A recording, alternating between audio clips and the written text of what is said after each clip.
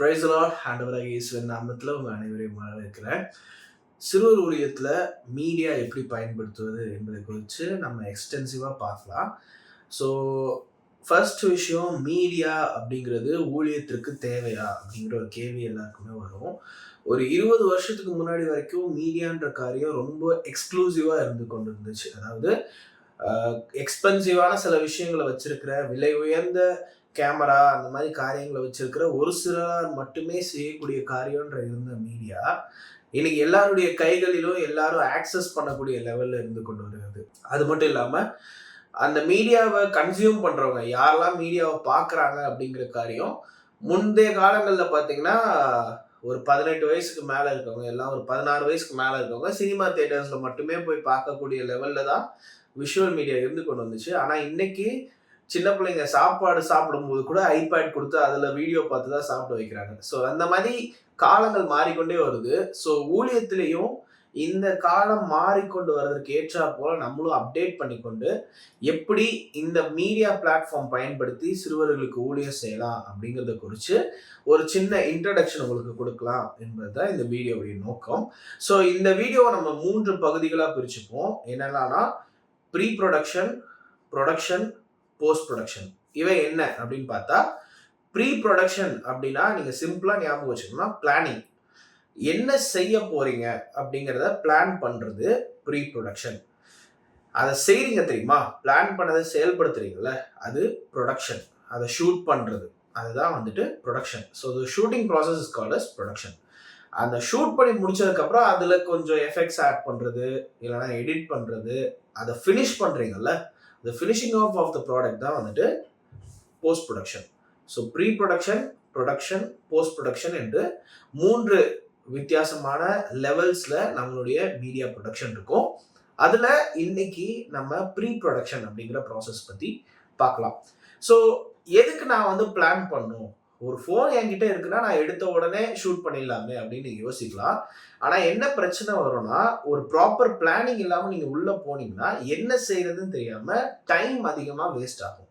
And நீங்கள் என்ன எடுக்க முயற்சி செய்கிறீங்களோ அதை முழு எக்ஸ்டென்ட்ல உங்களால் எடுக்க முடியாது.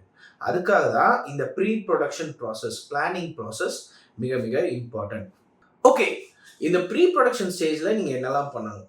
முதலாவது, என்ன மாதிரியான கண்டென்ட் எடுக்க போறீங்க அப்படிங்கிறத நீங்க முடிவு பண்ணிக்கணும்.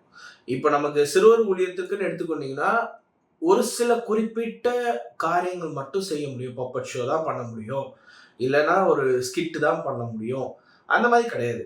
எத்தனையோ thousands of ways of taking videos இருக்கு, thousands of ways of making கண்டென்ட்டும் இருக்கு. ஒரு ஷார்ட்ஸ் எடுக்கலாம், ஒரு அறிவு புகட்டக்கூடிய ஒரு ரீல்ஸ் எடுக்கலாம், அப்படி இல்லைன்னா ஒரு ஷார்ட் வீடியோ பசங்களுக்கு பைபிளை எக்ஸ்பிளைன் பண்ணி எடுக்கலாம். இந்த மாதிரி அநேக காரியங்கள் இருக்குது.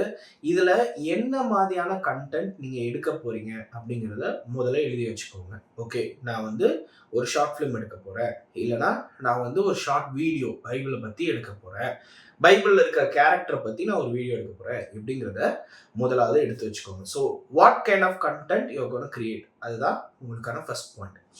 ரெண்டாவது, அதற்கான ஸ்கிரிப்ட் அப்படின்னா என்னன்னா, என்ன செய்ய போறீங்க அப்படிங்கிறத எழுத்து வடிவில் எழுதி வச்சுக்கிறது.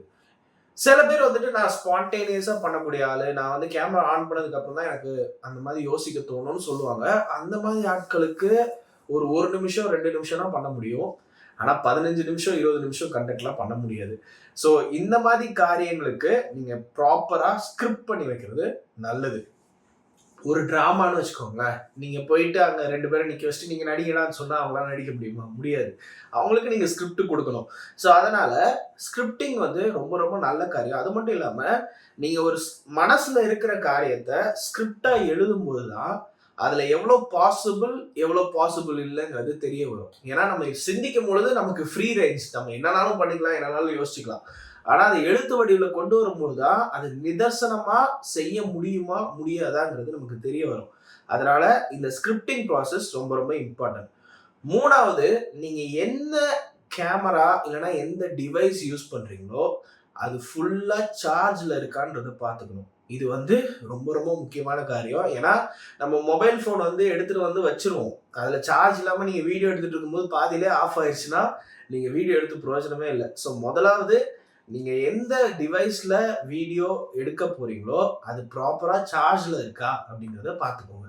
4வது நீங்க கன்டென்ட் நீங்க தனியா பண்றீங்க அப்படின்னா, அதுக்கு தேவையான ப்ராப்பர்ட்டீஸ் இப்போ ஒரு பப்பட் ஷோ பண்றீங்க அப்படின்னா, அதுக்கு தேவையான ப்ராப்பர்ட்டீஸ் எல்லாத்தையுமே எடுத்து ரெடியா வச்சுக்கணும். ஒரே இடத்துல உங்களுக்கு எல்லாமே இருக்கிற மாரி வச்சுக்கணும். நீங்க வீடியோ எடுக்க ஆரம்பிச்சுட்டு அதுக்கப்புறம் ஐயோ! இது இல்லையே, அது இல்லையேன்னு யோசிக்கக்கூடாது.